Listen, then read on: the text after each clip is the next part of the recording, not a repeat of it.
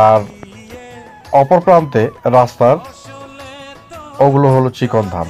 এই ধানগুলো তাই তো আগেই কাটা হয়। আর চিকন ধানগুলো কাটা হবে ডিসেম্বরে। মোটা ধান বলতে আপনি যে নাজির শাইল, স্বর্ণ,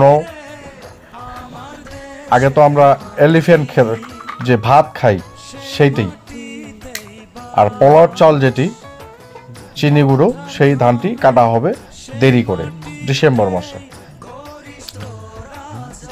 আমি